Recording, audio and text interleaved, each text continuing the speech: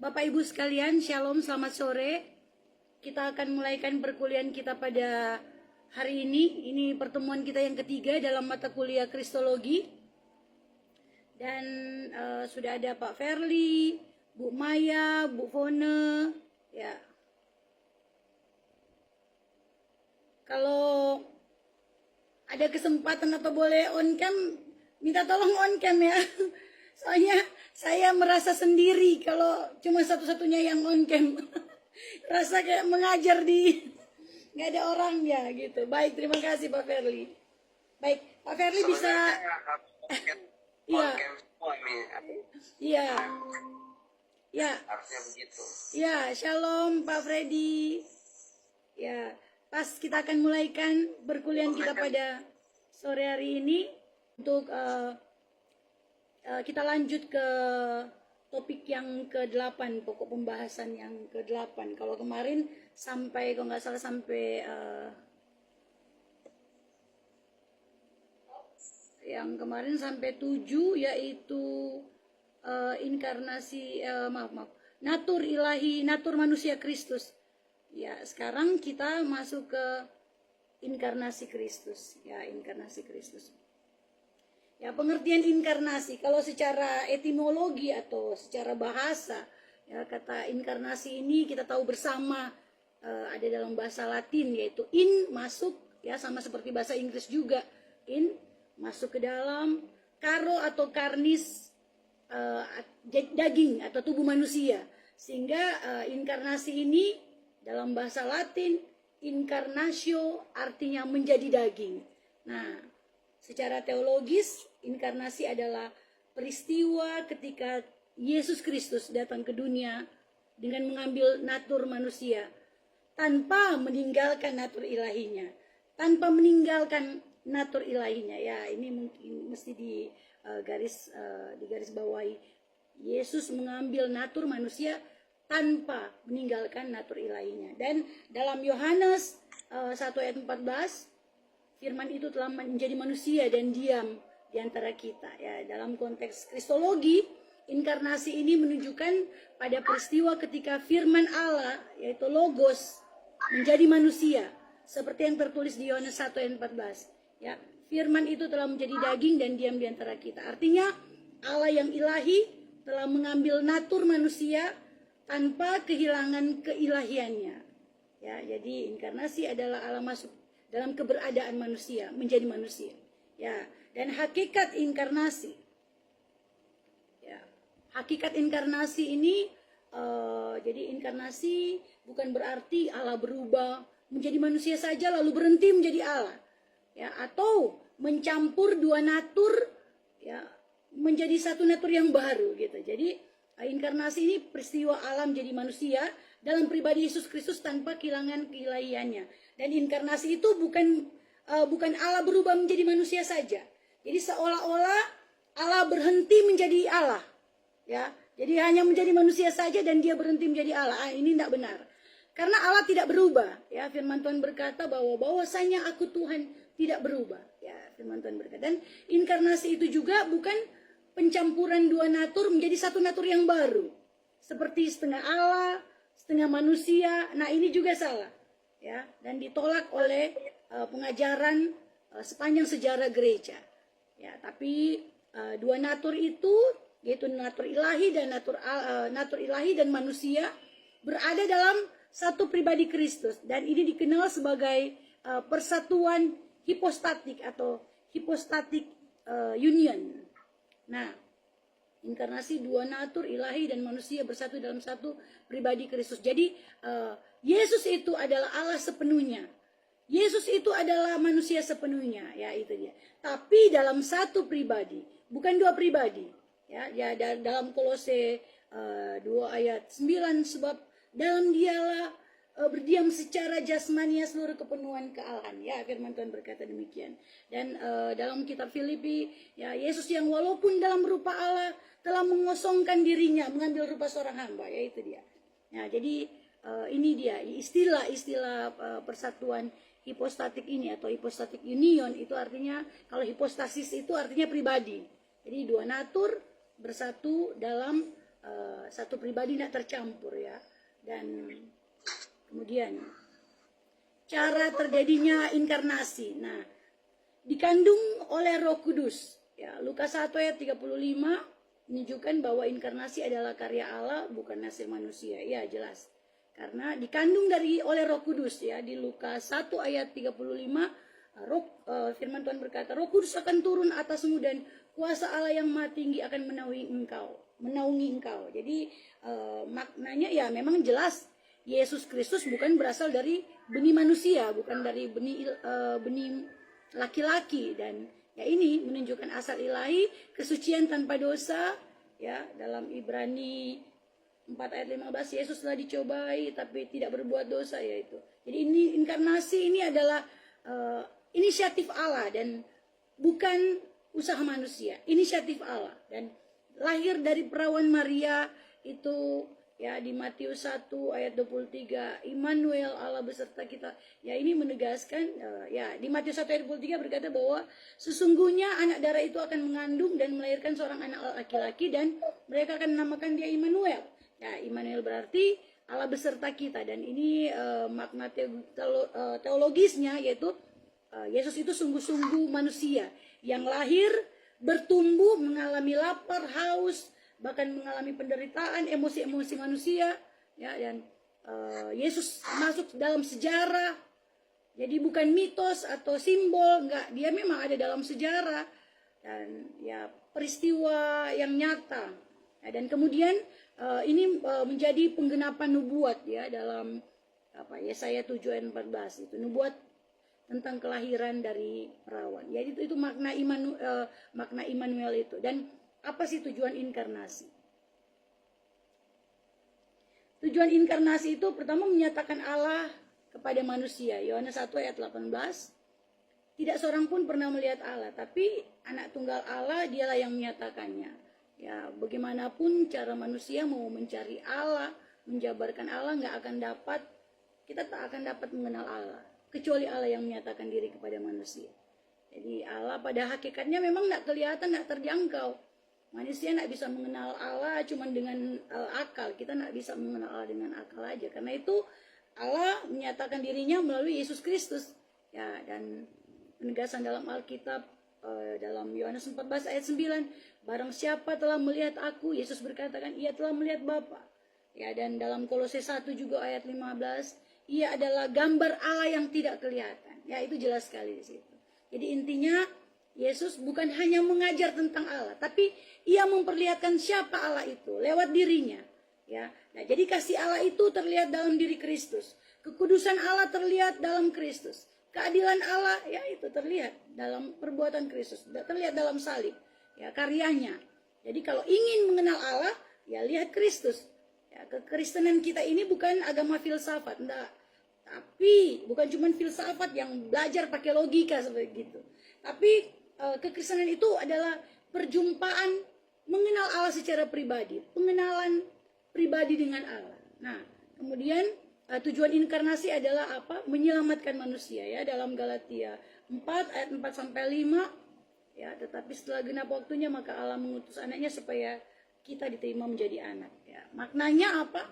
Yaitu inkarnasi adalah awal dari misi keselamatan. Ya, Allah datang sendiri, masuk dalam kondisi manusia, ya, merasakan apa yang kita rasakan, mengalami apa yang kita alami, ya, dan untuk apa? Menebus dosa manusia tentu saja. Ya, kenapa harus inkarnasi kan kita pikir-pikir? Ya, ini sudah dibahas yang minggu-minggu yang lalu. Shalom Pak John. Ya, manusia itu berdosa sebenarnya harus dihukum. Dan Allah kudus, ya Allah kudus itu harus menegakkan, dia adil, dia harus menegakkan keadilan. Ya, manusia berdosa sebenarnya harus dihukum. Jadi bagaimana solusinya? Seperti yang minggu lalu saya sudah paparkan bahwa ya Kristus harus menjadi manusia untuk menggantikan manusia, ya kan? Nah mungkin Allah menebus manusia langsung gitu. Nah tapi dia harus menjadi manusia, bayar manusia dengan manusia.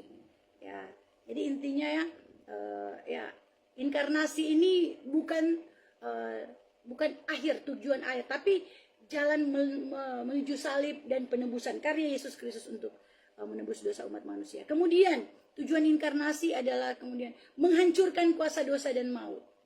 Ya, menghancurkan kuasa dosa dan maut. Dalam Ibrani 2 ayat 14, dengan menjadi manusia, Kristus bisa mati untuk mengalahkan maut. Jadi dalam Ibrani 2 ayat 14, supaya oleh kematiannya ia memusnahkan dia, yaitu iblis yang berkuasa atas maut. Ya, gitu. Jadi itulah maknanya, memang iblis ini berkuasa melalui apa? Dosa, melalui maut.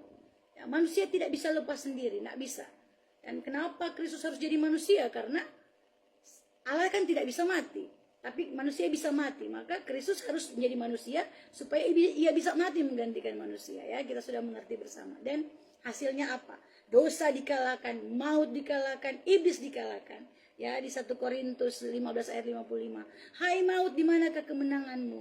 Hai maut, di manakah sengatmu? Ya, kita tahu jelas ayat itu. Dan jadi sekarang orang percaya, kita semua tidak lagi hidup dalam ketakutan, ya kan? Kematian ini bukan akhir. Kita bukan seperti orang dunia. Kalau orang dunia semua takut, bakal takut akan kematian.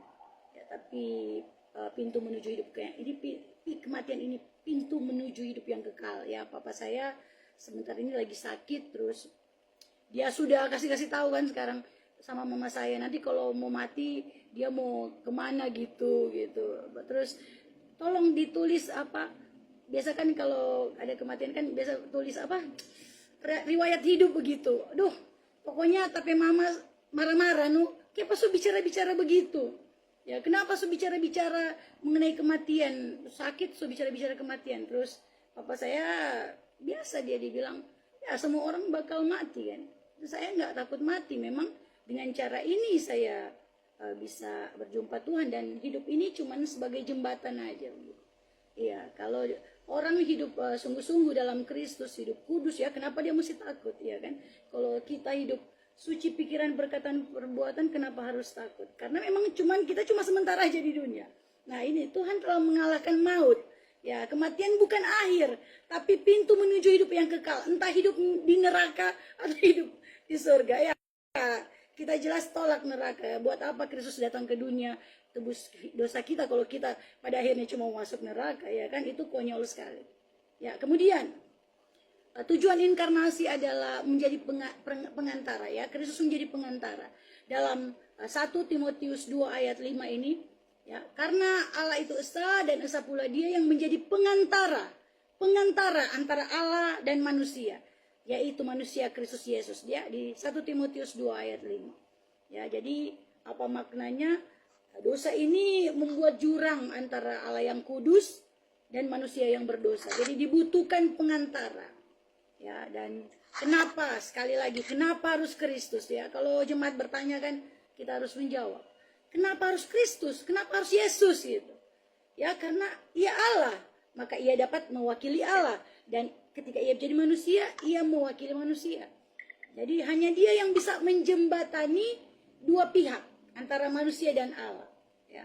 Dan dalam Ibrani juga 9 ayat 15, ia adalah pengantara dari satu perjanjian yang baru. Ya, seperti jembatan gitu ya, satu sisi Allah, satu sisi manusia. Nah, Kristus adalah satu-satunya jalan penghubung.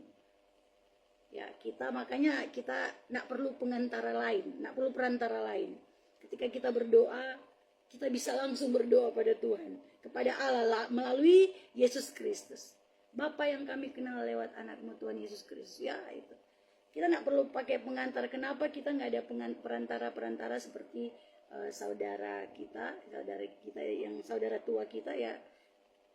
Ya, kalau mungkin kan yang saudara tua kita, saya sebut saudara tua kita, kan ada perantara seperti doa gitu lewat perantara. Kita enggak demikian. Kenapa kita sudah punya Yesus Kristus terus kita butuh perantara lagi? Ya, karena Yesus berkata bahwa akulah jalan dan kebenaran dan hidup. Ya, kenapa? Lewat Yesus saja. Ya, kemudian lanjut, karakter inkarnasi. Bapak Ibu nanti kalau tolong di screenshot ya sebagai daftar hadir. Kehadiran gitu, absen. Karakter inkarnasi. Ya, inkarnasi ini bukan cuma soal apa yang terjadi, tapi bagaimana karakter Allah dinyatakan melalui peristiwa itu. Dalam Kristus kita lihat hati Allah. Nah, ada kerendahan hati. Ya, kerendahan hati atau kenosis ya, dalam Filipi 2 ayat 6 sampai 8, Yesus yang walaupun dalam rupa Allah tidak menganggap kesetaraan dengan Allah sebagai milik yang harus dipertahankan. Itu kata firman Tuhan. Melainkan telah mengosongkan dirinya. Nah, apa itu kenosis? Ya, kenosis itu artinya pengosongan diri. Ya, tapi ini penting. Bukan berarti Yesus berhenti jadi Allah ya, enggak demikian. Bukan berarti dia ketika dia mengosongkan dirinya, dia kehilangan keilahian, enggak demikian. Melainkan dia melepaskan hak-hak kemuliaannya, mengambil posisi sebagai hamba, ya, hamba yang taat pada perintah Bapa. Ya. Dan kita tahu bentuk kerendahan hati Kristus, yaitu dari kemuliaan dia menjadi manusia. Ya, dari yang tak terbatas, dia masuk dalam keterbatasan menjadi seperti manusia. Dari tak berdosa, akhirnya memikul dosa manusia. Dari tak dapat mati, akhirnya dia jadi rela mati di salib. Itulah bentuk kerendahan hati Kristus. Jadi kerendahan hati Kristus ini dia nak terpaksa, tapi karena dia mengasihi kita. Karena begitu besar kasih Allah akan dunia ini, sehingga ia memberikan putranya yang tunggal supaya barang siapa yang percaya padanya tidak binasa, yaitu kita semua. Ya, jadi aplikasi dalam kehidupan kita yaitu kekristenan ini tidak meninggikan diri, bukan soal meninggikan diri, tapi meneladani Kristus dalam kerendahan hatinya dan pengorbanannya.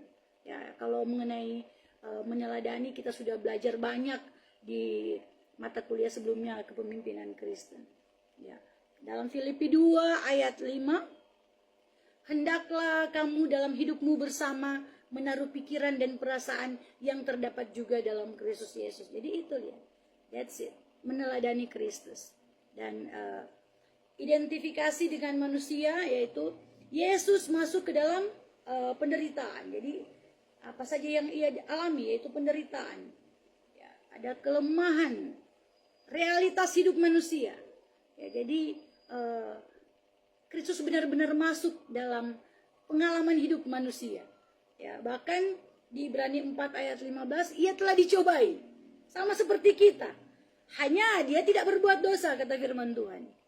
Ya, dan di Ibrani 2 ayat 17, ia harus disamakan dengan saudara-saudaranya. Artinya memang dia alami hal yang seperti kita. Ya, contoh nyata, kita lahir sebagai bayi, tidak langsung jadi dewasa kan. Yesus juga, dia lahir dari bayi. Dia mengikuti tatanan hidup sebagai manusia. Dan dia lapar, ya kita lapar, dia juga pernah merasa lapar. Kita letih, capek, ya dia juga letih. Yohanes 4 ayat 6. Ya. Dia menangis. Ya, Tuhan menangis. Ada kan?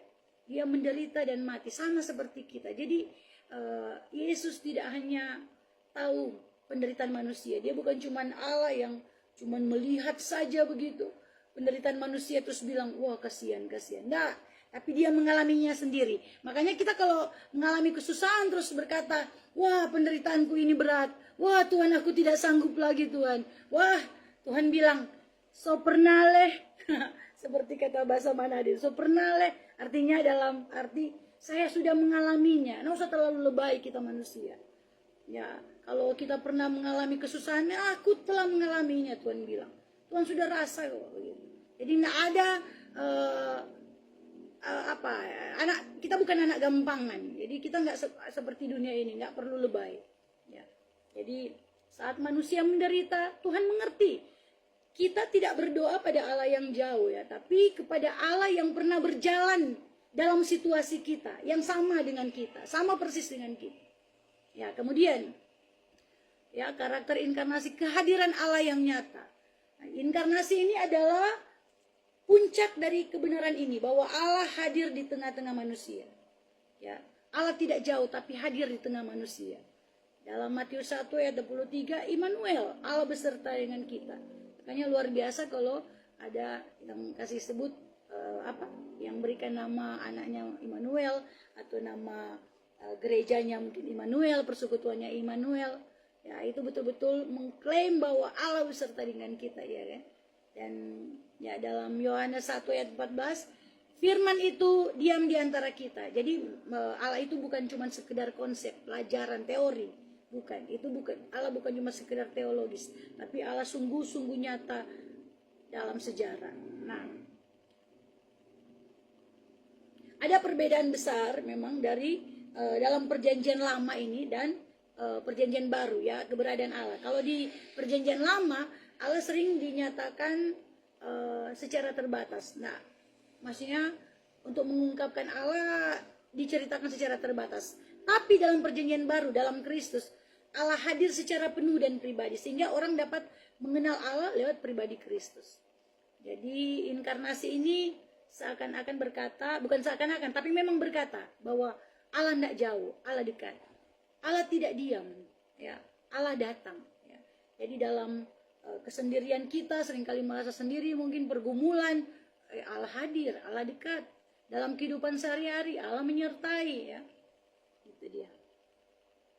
Dan saya percaya kalau hal yang seperti ini Bapak Ibu sudah mengerti dan sangat-sangat paham, sudah mengajarkan kepada jemaat-jemaat, dan kita masuk ke doktrin-doktrin atau pengajaran.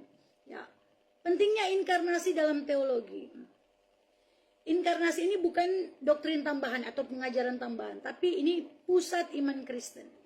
Tanpa inkarnasi, seluruh bangunan teologi ini yang kita pelajari mengenai kekristenan percuma, ya, nah, percuma.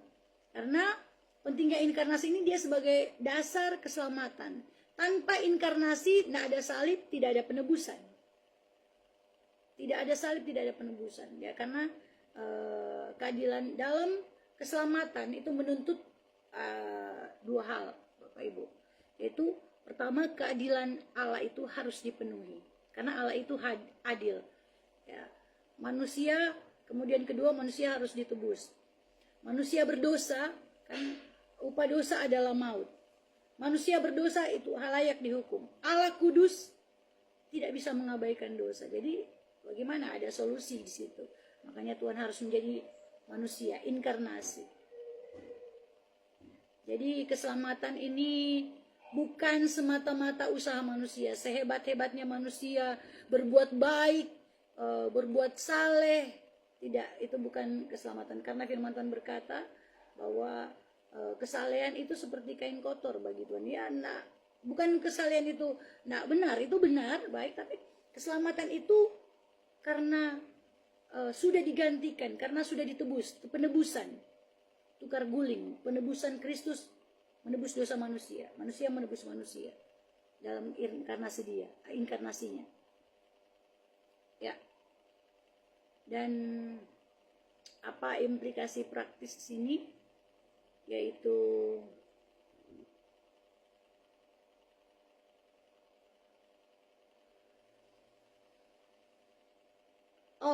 masih ada mau. Kemudian pentingnya inkarnasi dalam teologi, ada dasar pengenalan akan Allah. Manusia mengenal Allah melalui Kristus yang hadir secara nyata. Jadi manusia tidak bisa mengenal Allah secara penuh dengan akal, filsafat, usaha sendiri. Ya, nah, ada, karena firman Tuhan berkata dalam Yohanes 1 ayat 18, tidak seorang pun yang pernah melihat Allah, tapi anak Allah, dialah yang menyatakannya.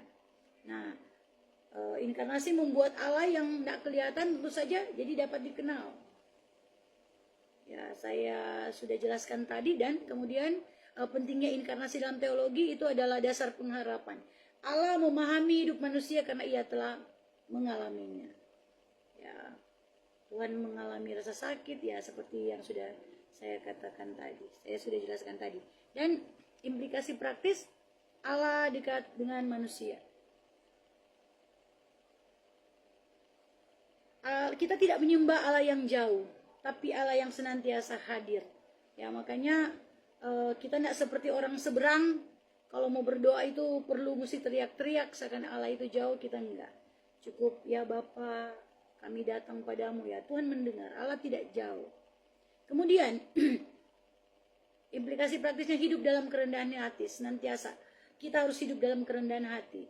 Inkarnasi ini menjadi teladan Hidup bukan untuk meninggikan diri tapi untuk melayani. Ya seperti yang kita lakukan sekarang. Saya tahu Bapak Ibu ngambil jalan menjadi hamba Tuhan ya karena melayani, karena mau melayani. Dan saya sangat bangga, saya sangat bersyukur berada bersama dengan Bapak Ibu sekalian sebagai hamba-hamba Tuhan yang suka melayani. Saya nggak salah pilih komunitas, saya nggak salah memang pilih yang dekat-dekat. Saya sekarang mulai menjaga jarak dan Bapak Ibu. Kalau dulu mungkin ada teman-teman yang ya saya pokoknya jaga jarak lah sekarang. Saya lebih suka berteman dengan sesama hamba Tuhan karena menurut saya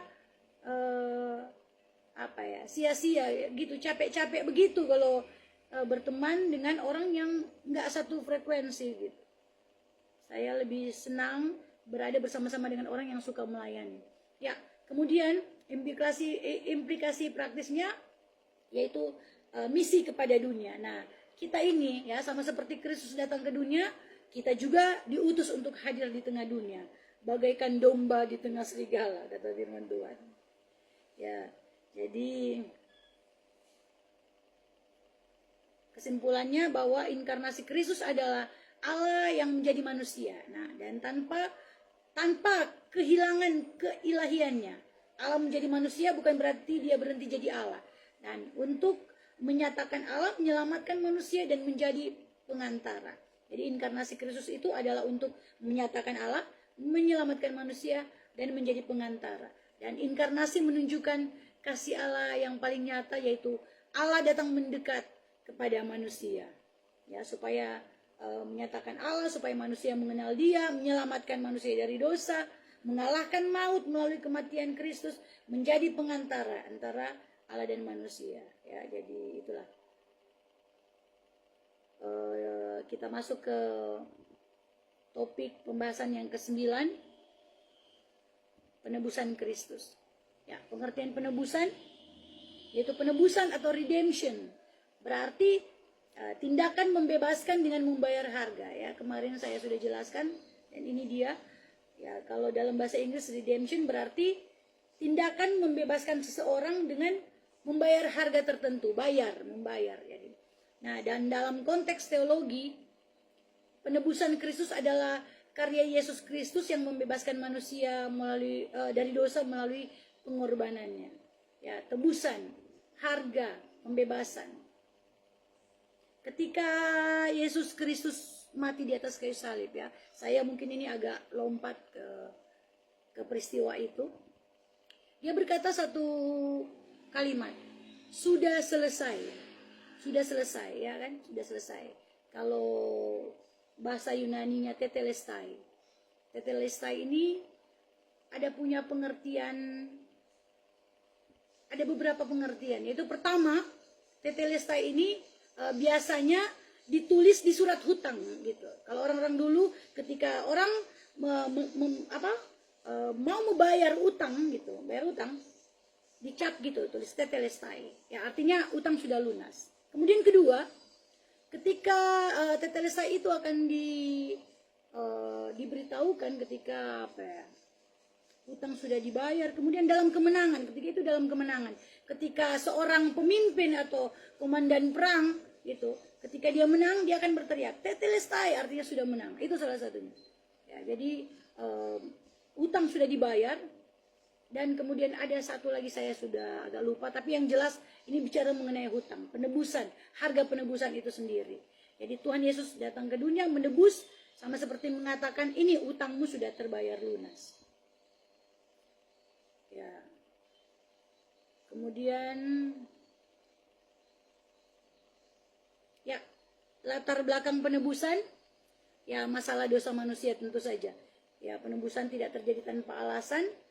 Ya, ada 3 dasar besar yang menjelaskan mengapa penebusan itu harus diperlukan, mutlak diperlukan. Pertama, masalah dosa manusia. Ya, Roma 3 ayat 23, semua orang telah berbuat dosa karena dosa mengakibatkan keterpisahan dengan Allah. Dan dosa mengakibatkan ada hukuman di Roma 6 ayat 23, ya, ketidakmampuan menyelamatkan diri. Kita tidak mampu menyelamatkan diri sendiri. Nah, dosa ini bukan cuma perbuatan jahat saja ya, tapi juga kita tahu bersama pikiran yang salah, motivasi yang tidak murni, ya pokoknya hidup yang tidak sesuai kehendak Allah. Jadi standar Allah itu sempurna, tapi manusia kita tidak akan pernah bisa mencapainya. Ya, kemudian kita telah kehilangan kemuliaan Allah. Jadi artinya kita tidak bisa mencapai standar kekudusan Allah. Ya, standar kekudusan Allah atau ya gambar Allah dalam diri manusia memang sudah rusak, gagal mencapai standar Allah. Kehilangan hubungan dengan Allah, ada keterpisahan. Kehilangan tujuan hidup yang sejati. Manusia tanpa arah rohani, ya jauh dari maksud penciptaannya. Tuhan menciptakan kita untuk hidup segambar dengan serupa Allah, tapi karena dosa, ya rusak sudah maksud penciptaan. Ya, dan ya tentu saja hukuman atas dosa, upah dosa adalah maut. Ya, mencakup kematian rohani, kematian fisik, ya, dan sampai kematian yang kekal. Kemudian keadilan Allah. Allah itu adil, maka dosa harus dihukum. Tidak bisa diabaikan begitu saja. Ya, dosa harus ada konsekuensi. Itulah latar belakang penebusan. Karena firman Tuhan berkata, ya Tuhan itu adil, segala jalannya adalah adil. Ya, setiap dosa harus dihukum. Jika Allah menghukum, manusia sebenarnya akan binasa kalau Allah hukum kan.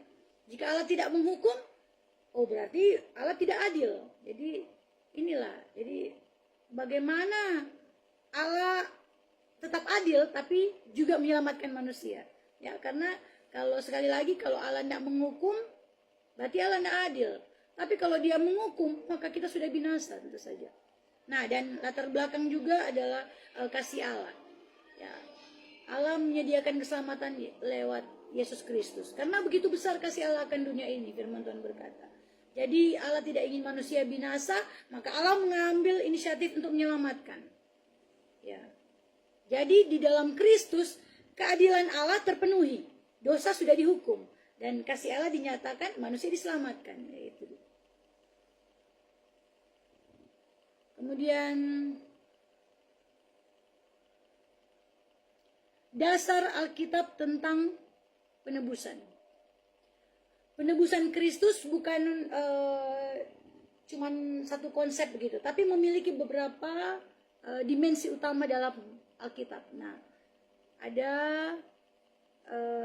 keempat poin ini saling melengkapi dan membentuk gambaran utuh dari karya keselamatan. Pertama, pengorbanan Kristus. Dalam Efesus 1 ayat 7, di dalam dia kita beroleh penebusan oleh darahnya, yaitu pengampunan dosa. Ya, jadi penebusan ini terjadi melalui pengorbanan darah Kristus, karena darah ini simbol nyawa. Ya, darah adalah nyawa yang diberikan. Karena firman Tuhan berkata kan, tanpa penumpahan darah tidak ada pengampunan. Jadi darah ini begitu penting sekali, makanya orang kalau ada selalu perjanjian darah, karena mereka tahu darah itu nyawa. Ya, pokoknya intinya dosa menuntut harga ya. Dalam dia kita beroleh penebusan oleh darahnya. Ya, dosa menuntut harga. Kristus membayar harga itu dengan nyawanya sendiri. Nah, sama seperti dalam perjanjian lama, korban binatang itu sementara saja, dan Kristus adalah korban yang sempurna sekali untuk selamanya. Ya, kemudian kedua, ya Alkitab, dasar Alkitab tentang penebusan, yaitu ada penggantian atau substitusi. Dalam Yesaya 53 ayat 5, dia tertikam oleh karena pemberontakan kita, oleh bilur-bilurnya kita menjadi sembuh. Jadi Kristus menggantikan posisi manusia berdosa. Kita yang seharusnya dihukum, tapi dia yang menanggung hukuman tersebut. Ya, jadi ini yang dinamakan substitutionary atonement atau penebusan pengganti. Ya, kemudian pendamaian, rekonsiliasi. Ya, ini dasar Alkitab tentang penebusan, ada pendamaian atau rekonsiliasi di 2 Korintus 5 ayat 18 sampai 19, yaitu Allah mendamaikan dunia dengan dirinya oleh Kristus. Jadi hubungan manusia dengan Allah dipulihkan. Jadi maknanya Ya, dosa yang menyebabkan permusuhan antara manusia dan Allah, yang membuat hubungannya jadi rusak, hubungan kita dengan Allah rusak, ya, melalui Kristus hubungan itu dipulihkan, manusia kembali berdamai dengan Allah. Ya, di Roma 5 ayat 10 berkata, kita diperdamaikan dengan Allah oleh kematian anaknya. Ya, jadi itu dia. Dan kemudian pembenaran atau justification. Di Roma 5 ayat 1 ini berkata bahwa sebab itu kita yang dibenarkan oleh iman, kita hidup dalam damai sejahtera oleh Allah. Manusia dinyatakan benar oleh iman. Pembenaran itu tindakan Allah, ya, yang menyatakan orang berdosa sudah menjadi benar. Itu pembenaran, tindakan Allah. Cuman Allah yang bisa melakukan tindakan itu. Nah, ini bukan berarti kita langsung menjadi sempurna ya dalam pembenaran ini, tapi status kita di hadapan Allah berubah menjadi orang yang dibenarkan. Karena firman Tuhan berkata dalam Roma 3 ayat 24, kita dibenarkan dengan cuma-cuma oleh kasih karunia-Nya. Ya, itu dia. Kemudian makna penebusan Kristus. Ya, tebusan atau ransom. Ya, penebusan Kristus ini memiliki beberapa dimensi makna gitu seperti. Keempat poin ini bukan hal yang terpisah, yaitu ini tebusan, ransom, pendamaian, penggantian, kemenangan itu bukan terpisah, tapi bersama-sama menjelaskan apa yang sebenarnya terjadi di salib, apa yang sebenarnya terjadi di salib.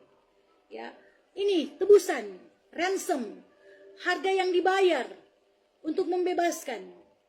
Ya, ia memberikan nyawanya menjadi tebusan bagi banyak orang di Markus 10 ayat 45. Ya, manusia yang sebenarnya budak dosa, ada harga yang Tuhan bayar di situ. Tuh, makanya Kristus di 1 Korintus 6 ayat 20, sebab kamu telah dibeli dan harganya telah lunas dibayar. Jadi keselamatan ini sebenarnya bukan cuma-cuma, bukan gratis, tapi Kristus yang sudah membayarnya. Nggak gratis, Kristus yang sudah bayar. Dan kemudian pendamaian, dosa manusia diperdamaikan dengan Allah. Kita diperdamaikan dengan Allah oleh kematian anaknya. Jadi karena dosa seperti tadi kita sudah tahu bersama menciptakan permusuhan dengan Allah, hubungan rusak. Dan kemudian ada penggantian hukuman. Ya, di C, penggantian hukuman yang seharusnya ditanggung manusia ditanggung oleh Kristus. Kemudian kemenangan atas dosa dan maut. Ya, di Kolose 2 ayat 14 sampai 15 ya. Ia telah menghapuskan surat hutang, kalau kita baca itu.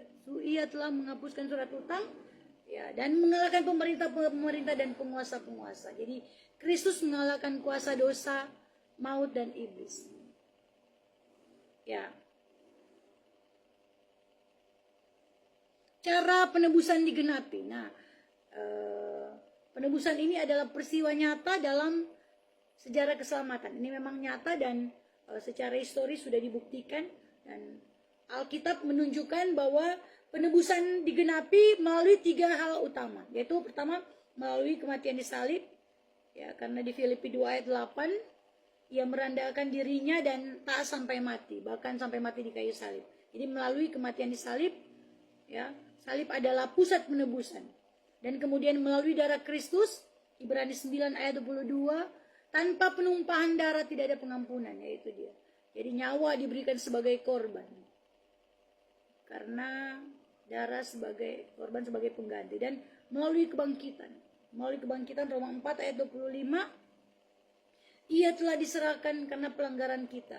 Dan dibangkitkan karena pembenaran kita. Itu isi Roma 4 ayat 25. Jadi kebangkitan ini menegaskan kemenangan dan sahnya penebusan itu. Keabsahan penebusan itu. Nah, jadi cara penebusan digenapi yaitu dengan salib, yaitu tempat di mana hukuman ditanggung, darah Kristus membayar, ya, kebangkitan, bukti kemenangan dan keabsahan gitu. Ya, dan hasil penebusan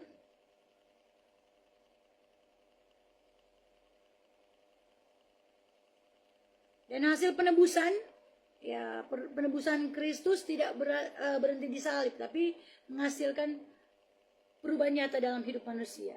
Ya, ini buah dari karya Kristus bagi orang percaya, yaitu apa? Pengampunan dosa.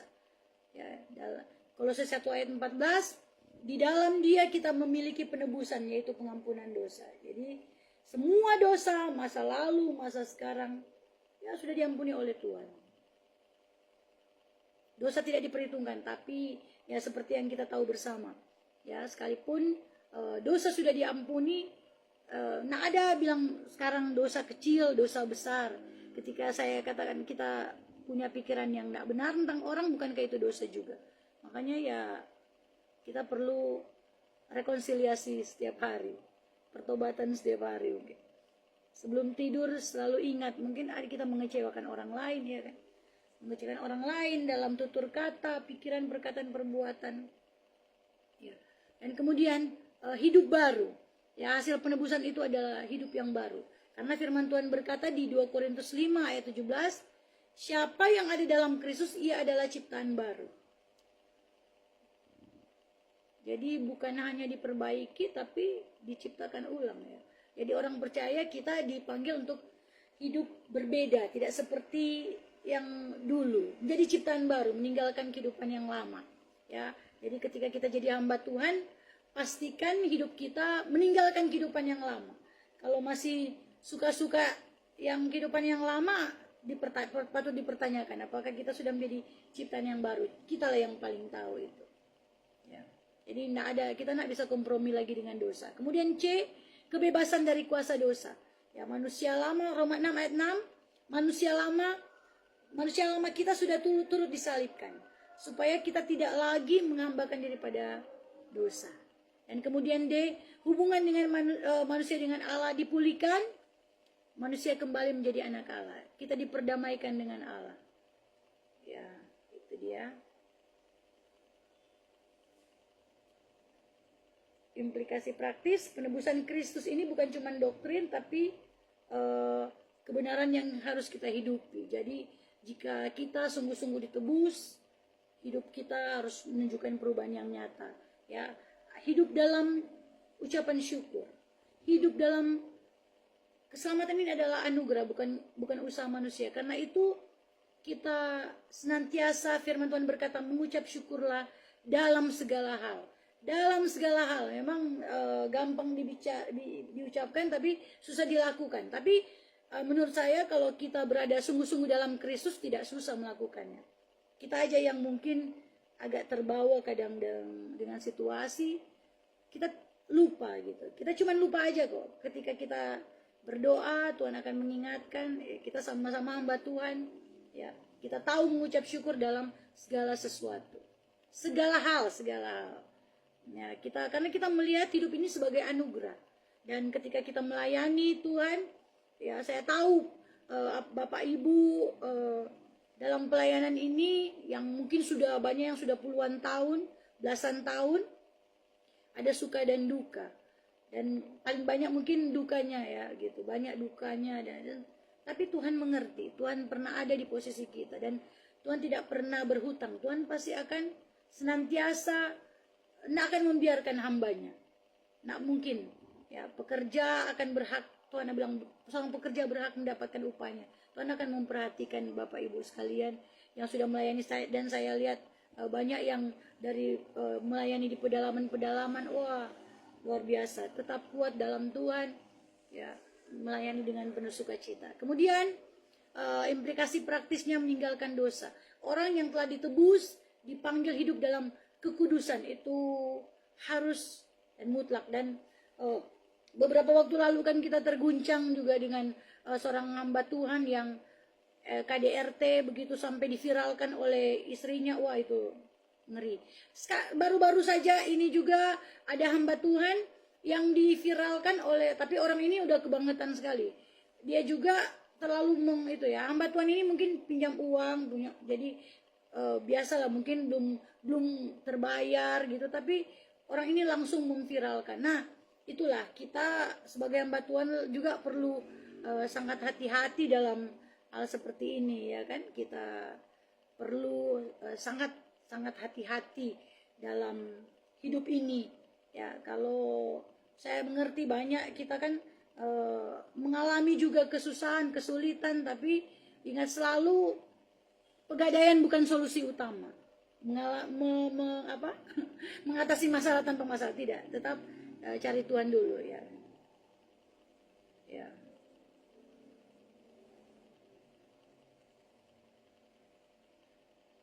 Kemudian ini ya kesimpulannya, penebusan Kristus adalah karya penyelamatan melalui kematian dan kebangkitan Kristus, membebaskan manusia dari dosa, hukuman, dan maut, memulihkan hubungan manusia dengan Allah. Dan jadi intinya Yesus mati menggantikan manusia supaya manusia hidup di dalam Dia. Ya, baik, kita masuk ke pokok pembahasan yang ke-10. Ya. Kebangkitan dan kenaikan Kristus. Kebangkitan, pengertian kebangkitan Kristus adalah peristiwa ketika Yesus bangkit dari kematian pada hari yang ketiga dengan tubuh yang mulia. Ya, ini bukan sekedar hidup kembali seperti Lazarus, ya, tapi kebangkitan yang kekal dan mulia. Di dalam Matius 28 ayat 6 ditulis bahwa ia tidak ada di sini, ia telah bangkit. Nah, fakta Alkitab tentang kebangkitan itu ada kubur kosong. Kubur kosong di Lukas 2 ayat 24, mereka tidak menemukan mayat Tuhan Yesus. Mayat tubuh Tuhan Yesus tidak ditemukan. Jadi ini adalah bukti awal dari kebangkitan. Kemudian yaitu kita tahu bersama, dan kemudian ada penampakan pada banyak orang. Ini dia ya, fakta tentang kebangkitan. Jadi ada faktanya, bukan asal. Penampakan pada orang banyak. Yesus menampakkan diri pada murid-murid dan kepada lebih dari 500 orang juga. Ya.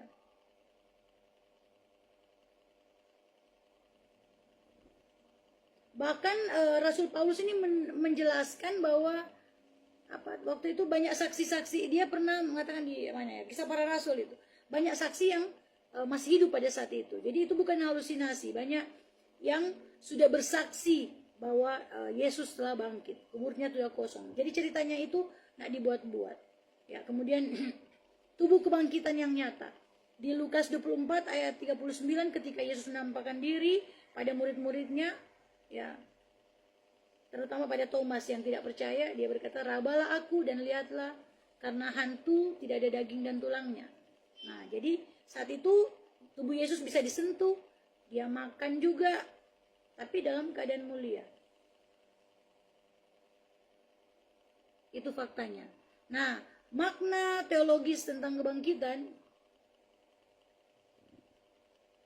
yaitu kemenangan atas maut. Jadi kebangkitan Kristus bukan cuma sekedar peristiwa mujizat, tapi memiliki arti teologis yang sangat mendasar bagi iman kita sekarang ini, iman Kristen. Jadi kemenangan atas maut. Ya, di 1 Korintus 15 ayat 55, kematian dikalahkan. Hai maut, di manakah kemenanganmu? Ya, jadi kematian yang akibat dosa ini, selama ini manusia berdosa, ya, sudah dikalahkan oleh kematian Kristus di kayu salib. Nah, kemudian bukti keilahian dan kebenaran Kristus. Ya, jadi Yesus dinyatakan sebagai anak Allah dengan kuasa oleh kebangkitannya. Jadi kebangkitan menegaskan bahwa Yesus adalah anak Allah. Dan penjelasannya, ya, selama pelayanannya Yesus mengklaim sebagai anak Allah, kan, sebagai jalan keselamatan. Nah, kebangkitan ini menjadi konfirmasi ilahi atas semua klaim-klaim yang Yesus nyatakan saat itu. Ya. Jadi ketika dia dibangkitkan, tentu saja Allah sendiri yang membenarkan Yesus karena dibangkitkan. Apa yang dikatakannya benar. Andaikan Yesus tidak bangkit, maka kita berhak untuk tidak percaya. Kemudian ada jaminan pembenaran. Ya, Roma 4 ayat 25, ia diserahkan karena pelanggaran kita dan dibangkitkan untuk pembenaran kita. Nah, kebangkitan menegaskan karya penebusan. Ya. Dan dasar iman Kristen di 1 Korintus 15 ayat 14, jika Kristus tidak dibangkitkan maka sia-sialah pemberitaan kami dan sia-sialah iman kamu. Itu yang saya katakan tadi. Jadi tanpa kebangkitan, ya, tentu saja iman kita menjadi sia-sia.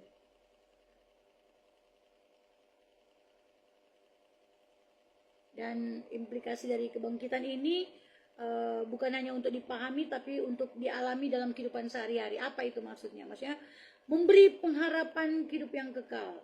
Ya. Apa yang terjadi pada Kristus akan terjadi pada kita. Kebangkitannya, kalau Yesus sudah bangkit, berarti kita juga akan dibangkitkan. Jadi kita yang percaya padanya tidak takut akan masa depan. Kita memiliki pengharapan yang pasti, bukan cuma sekedar pengharapan yang kosong, dan memberi kuasa hidup baru sini, memberi kuasa hidup baru. Ya. Kebangkitan bukan cuma peristiwa masa lalu, tapi kuasanya bekerja sekarang. Ya. Kita dimampukan meninggalkan dosa karena kuasa kebangkitan. Hidup dalam perubahan yang nyata, tidak diperbudak dosa lagi, bisa berkata tidak terhadap dosa. Dan kemudian menguatkan iman dalam penderitaan. Ditulis sini menguatkan iman dalam penderitaan. Ya, penderitaan bukan akhir dari cerita, karena memberi kekuatan untuk bertahan. Penderitaan, menguatkan iman dalam penderitaan. Dalam penderitaan apa itu? Firman Tuhan berkata, aduh saya sampai lupa. Dan menimbulkan ketekunan, dan ketekunan menimbulkan tahan uji. Dalam apa ya? Iya kan itu firman Tuhan ya. Dan ketekunan menimbulkan tahan uji. Dan penderitaan itu memang akan memberikan kita kekuatan untuk bertahan. Ya, makanya orang percaya akan berkata bahwa ya, kalaupun kita mengalami penderitaan sekarang, itu tidak akan sebanding dengan kemuliaan yang akan datang. Jadi, kebangkitan Kristus menyatakan bahwa maut telah dikalahkan. Dan Yesus adalah Tuhan yang benar. Ya, keselamatan kita sah dan pasti. Nah, karena iman kita berdiri di atas dasar yang kokoh. Dalam hidup kita memiliki pengharapan, ya, kita memiliki kuasa hidup baru, kita memiliki kekuatan menghadapi penderitaan. Nah, kemudian kenaikan Kristus. Nah, pengertian kenaikan Kristus adalah peristiwa ketika Yesus naik ke surga setelah kebangkitannya dan kembali pada kemuliaannya. Dalam Kisah Para Rasul 1 ayat 9 ya. Terangkatlah ia disaksikan oleh mereka. Nah, kenaikan bukan cuma simbol atau cuma kiasan atau cerita dongeng, tapi memang nyata, peristiwa fisik secara nyata, secara historis, karena ada saksi-saksinya. Nah, kenaikan inilah menandai akhir pelayanan Yesus Kristus di bumi dan awal pelayanannya di surga. Ya. Dan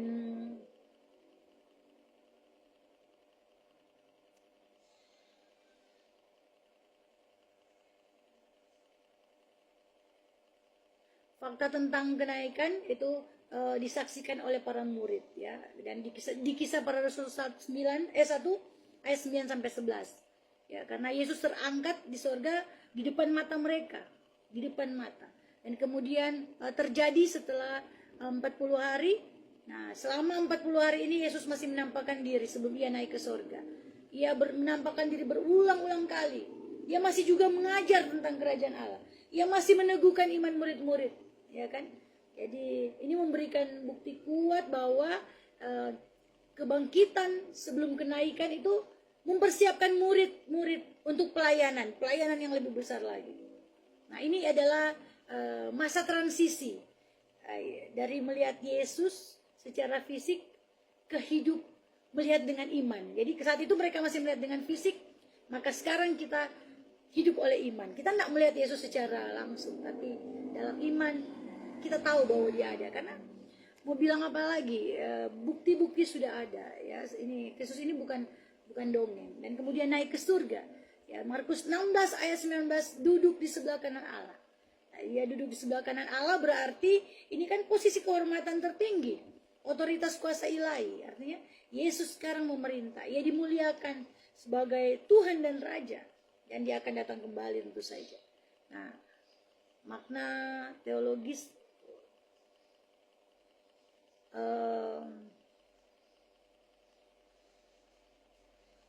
makna teologis kenaikan. Pertama, pemuliaan Kristus. Di Filipi 2 ayat 9, Kristus ditinggikan di atas segala nama. Nah, itulah sebabnya Allah sangat meninggikan dia, firman Tuhan berkata. Jadi setelah mengalami kerendahan, yaitu inkarnasi, mengalami penderitaan, mengalami kematian, nah kini Kristus dimuliakan oleh Allah. Artinya kenaikan, mengangkat Kristus ke posisi yang tertinggi, ditinggikan di atas nama, di atas segala nama. Dan semua makhluk, ya firman Tuhan berkata, akan bertekuk lutut mengakui dia sebagai Tuhan. Nah, jadi kemudian Kristus sebagai Raja, ia memerintah dari surga. Setelah naik ke surga, Yesus duduk sebelah kanan Allah, memerintah atas segala sesuatu. Artinya memang ia adalah Allah yang berdaulat. Dan tidak ada kuasa yang di luar kendalinya, tidak ada kuasa yang melebihinya. Ya, itu dia. Dan Kristus sebagai pengantara. Di Ibrani 7 ayat 25, ia berdoa syafaat bagi orang yang percaya. Ia ternyata ia masih membela kita di saat sekarang ini juga, menjadi pendoa bagi kita. Kita tidak datang kepada Allah sendirian.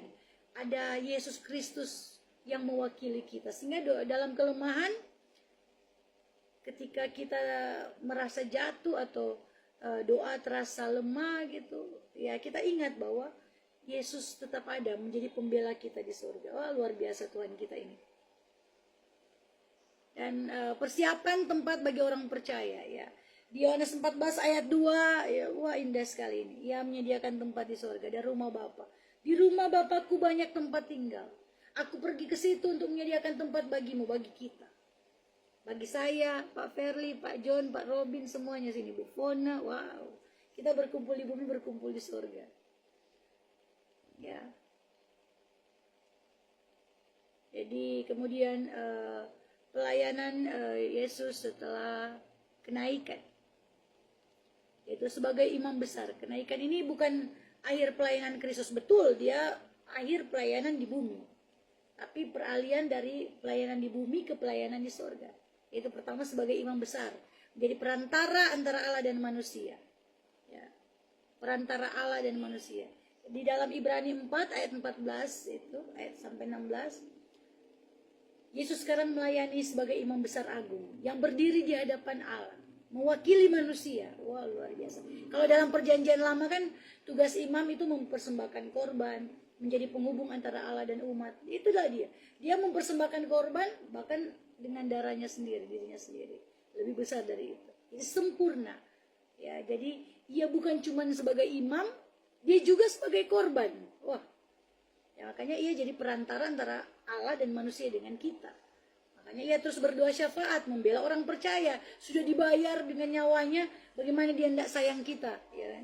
Nah, mungkin dia sudah ditebus dengan darahnya, dia mati untuk kita. Seandainya pun hanya kita satu orang, Pak Freddy aja mungkin yang hidup di dunia, dia pun tetap akan datang untuk mati untuk Pak Freddy. Pasti tetap dia akan amin. Dia pasti akan tetap tebus. Karena dia mencintai kita per person, per orang, satu persatu. Ya. Dan kemudian mengutus Roh Kudusnya di Kisah Para Rasul 2, ya, kenaikan Kristus membuka jalan bagi pencurahan Roh Kudus. Ya, itu dia. Kita tahu bersama. Setelah kematian, kebangkitan, kenaikan, ya. Janji Yesus digenapi, Roh Kudus dicurahkan, yaitu pada hari Pentakosta. Dan ini bukan kebetulan. Karena memang kenaikan Tuhan bilang, aku harus naik supaya Roh Kudus bisa turun atasmu. Membuka jalan bagi kehadiran Roh Kudus. Firman Tuhan berkata kan di dalam Yohanes 16 ayat 7. Adalah berguna bagiku, berguna bagimu jika aku pergi. Ya. Jadi melalui Roh Kudus, Kristus hadir dalam setiap orang percaya. Kalau Yesus masih hadir sebagai manusia, ya dia cuma ada di Israel sana. Mungkin dia tidak ke Manado. Cuma karena ada Roh Kudus, ya luar biasa. Maka Roh Kudus bisa berada. Bisa ada di Manado sekarang. Bisa ada di Papua, ya kan? Di tempat yang sama. Di tempat kita semua bersama. Itulah. Makanya firman Tuhan berkata, Yesus sendiri yang berkata bahwa adalah lebih berguna bagi kamu jika aku pergi, supaya Roh Kudus bisa hadir bersama-sama dengan kita. Nah, karena Roh Kudus lagi tidak terbatas secara fisik,